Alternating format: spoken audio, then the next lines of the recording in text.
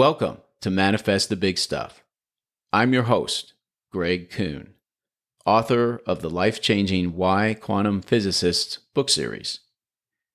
Manifest the Big Stuff is a weekly manifesting tune-up and check-in, a brief, powerful reminder to manifest like a scientist by using evidence from your material reality and the feelings it summons to lovingly push yourself to create and sharpen hypotheses for how to best manifest the material reality you truly desire. Working together empowers all the collaborators on the team. So thank you for joining me in manifesting our most important desires together.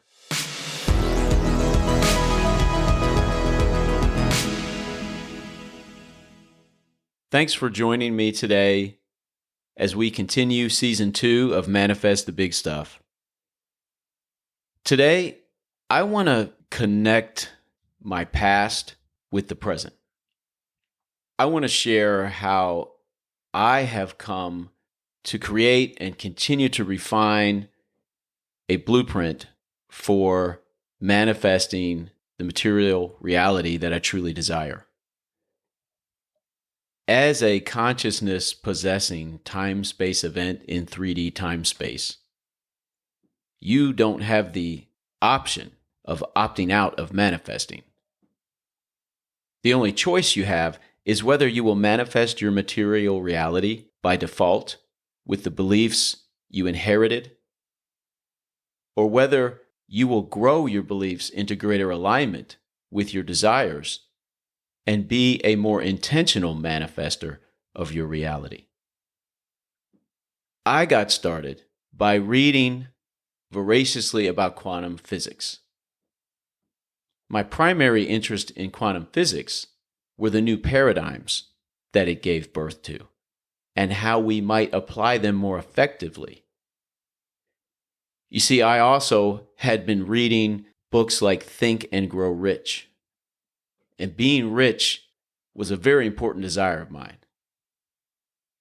As I came to understand that all things in the material world were merely different perspectives of the same thing, that we were all completely connected on an energy level, it seemed obvious to me that employing the power of positive thinking and then taking necessary actions was a can't-miss way to manifest the wealth that I desired. Not only was I going to use that wealth to help my family, I was also looking forward to being generous with it and helping people. So, I did two things. I picked out a business venture that I could do somewhat part-time and that I was basically qualified for. And I devoted myself to a 100% focus on positive thinking. I meditated on my business venture daily, creating positive imagery, positive feelings, positive perspectives. I journaled about my business on an almost daily basis, always finding a positive frame for everything that was happening. And I was absolutely committed to only speaking about it in positive terms.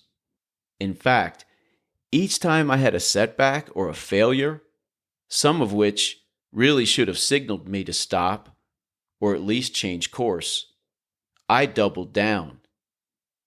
I thought of them as tests. The wealth that I was going to manifest is rare. Most people shrink in the face of such tests from the universe. So to reach that rare air of wealth, I doubled down on my positivity and my forward progress. So when it all came tumbling down, it felt like much more than a rug being pulled out from me. I was going to have 14 foreclosures. I was going to owe over $1 million. I was going to have to declare bankruptcy. I was going to destroy the life of my family. The universe was saying, You know what, Greg? Yes, I could have easily manifested the wealth for you. It wouldn't have hurt anybody else. You did what was necessary for me to do it. I've done it for other people, but I'm not going to do it for you. But you know what? I'm not going to stop there. I'm also going to blow up your whole life and make you the villain. At my lowest point, if I could have volunteered to die a natural death so my family would get the life insurance, I would have done it. One good side, however, to being in hell is that I reached a point where I had nothing else to lose. I had tried every practical solution to this financial disaster, and nothing was making a difference. I was headed for Niagara Falls. So I decided, with nothing left to lose, to go back to quantum physics one more time. Because science is science, and the paradigms of quantum physics are real. In fact, quantum paradigms are much, much more accurate descriptors of how the universe really works. And I also was reading and listening to Esther Hicks and Abraham. Esther Hicks and Abraham gave me the idea that changing my beliefs might be more important than giving myself positive affirmations. So I used quantum paradigms and what I was learning from Esther and Abraham to create a two-pronged approach to manifesting the money that I not only desired, I needed to avoid exploding my entire life.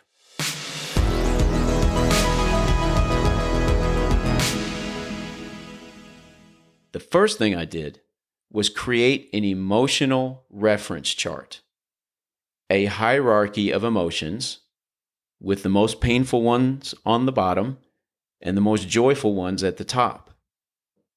And I got the idea from Esther Hicks and Abraham, and they inspired me to write an emotional reference chart for myself. And actually, I have a copy for you on my website. Go to whyquantumphysicists.com and download your free copy of my emotional reference chart that I still use to this day.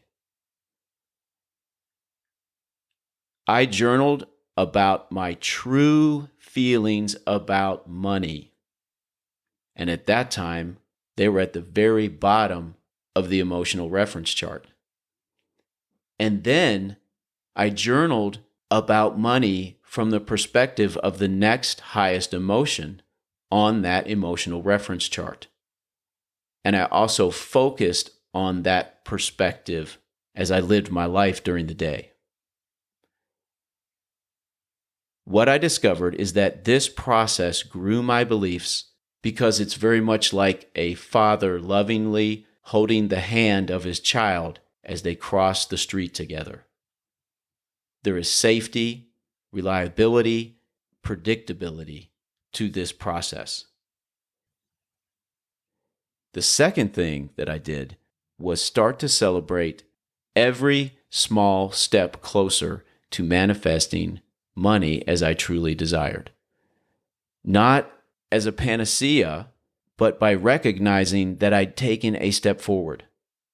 I decided to celebrate the energy of financial success and utilize the principle that I cannot manifest $2 without having manifest $1. And from this came my penny experiment. I'll put a link to my penny experiment YouTube video in the show notes on my website. Manifesting pennies became my favorite way to practice this. And when I manifested a penny and picked it up, I celebrated it to the heavens. Not because I was 1 cent wealthier, but because that penny was a reminder to me of how effortlessly the universe and I can manifest anything if I believe it. Still to this day, I love to manifest pennies.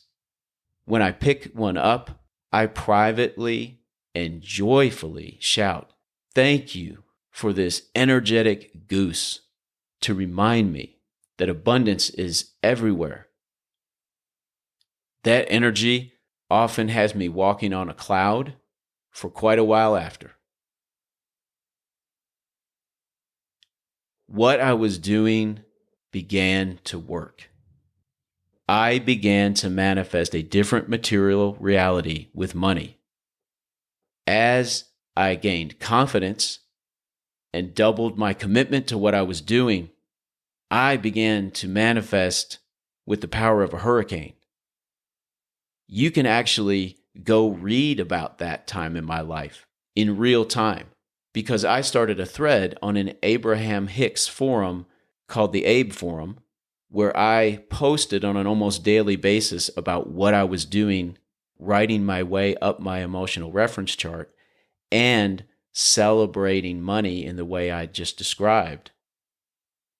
The thread grew to 22 pages long, and it's now in the Abe Forum's Thread Hall of Fame.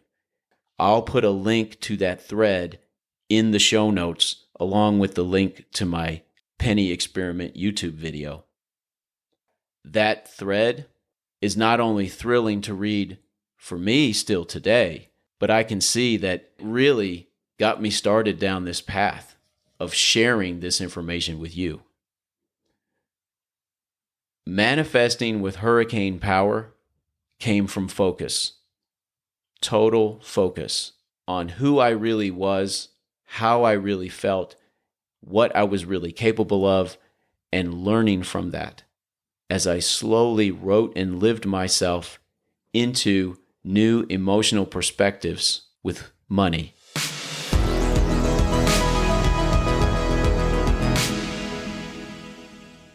I focused on feeling my feelings, not on using positive affirmations. Positive affirmations are not supported by quantum paradigms. In the traditional sense, a positive affirmation is a manufactured feeling. By default, a positive affirmation cannot be how you really feel about something in the moment, because you wouldn't be using a positive affirmation if you felt that way. A positive affirmation during a shitty experience is like putting on an emotional superhero suit where it looks like you have all those muscles. That would be great if feelings manifested your reality. Feelings, however, are only feedback. Your reality and your feelings, they are evidence of how out or in alignment your beliefs are with your desires. So traditional positive affirmations during shitty experiences, that's like taping photos of cash over my entire bathroom mirror, just leaving one little space for my head, and then saying I'm rich. Positive affirmations are good for two things. They make you feel good, and there's nothing wrong with feeling good, and they can get you back on track. If there's an area of your life where you are normally manifesting a reality much closer to your desires, but you've fallen off track, a positive affirmation can get you back up there. Just remember, feeling good doesn't change your beliefs, and you can't get back on a track that you haven't already been on. What I was doing worked so well that by 2008, I had manifested all my desires regarding money. I didn't have a single foreclosure. I never declared bankruptcy, and all my debt was gone from using the process that I had created. And not only that, my life was stabilizing. Money problems were becoming largely a thing of the past. I was also manifesting a much more fulfilling experience of fatherhood, and my relationships were becoming more successful, more rewarding, more in line with how I truly desired them.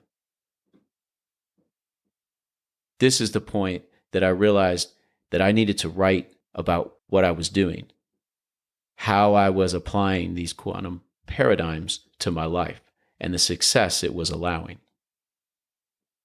If you haven't read my Why Quantum Physicists book series, it is truly life-changing, and I cannot recommend every book in that series to you highly enough. My 7 books, this podcast, and anything you hear from me in the future is never hypothetical. If I write it, if I speak it, if I share it, I'm doing it and it works. Read my books to not only learn the instructions for scientifically manifesting the material reality you desire, but also to gain a context for all of the ways you'll do that by framing it all within quantum paradigms. Admittedly, the level of focus that my original pain created has been difficult to match since. The truth is, I'd rather not encounter that type of pain today. But I have continued to practice everything that you read about in my books, and in fact, I have continued to refine those techniques, adding to them, making them more powerful, and I have continued to manifest my desires as my desires have grown. I have intentionally manifested an incredibly successful career. It is immensely rewarding to have the opportunity to be of value to good people, and I have intentionally and joyfully manifest an increasing array of opportunities to do that professionally. I have manifest phenomenal health. At age 55, I just had a biometric screening, and by every metric, I am healthier than I have ever been. I have manifest a soulmate, an amazingly talented woman who inspires me daily with her work ethic, her courage, and her can-do attitude. And I have manifest deeply fulfilling relationships with my sons and family, as well as with accomplished, talented, and hardworking friends and collaborators. Wealth, health, love, the big stuff. And I'm still going. I am still letting my material reality and my feelings teach me. I am still exploring a clearer focus on using my reality and my feelings as empirical data, as evidence, from which to build hypotheses for how to best manifest the reality I truly desire. I'm in the process now of writing my next book. It's time for another chapter in the Why Quantum Physicists book series. My aim is to make these techniques even more accessible, because we are among the first humans to be intentionally crafting our lives and our practices around quantum paradigms. Use my 7 books currently in publication and this podcast to grow with me as a conscious creator. And know that much more is coming. More books, and also courses, forums, coaching, discussions, events. I want you to powerfully manifest the big stuff in your reality so we can learn from each other, so that we can grow our beliefs into even greater alignment with our desires together.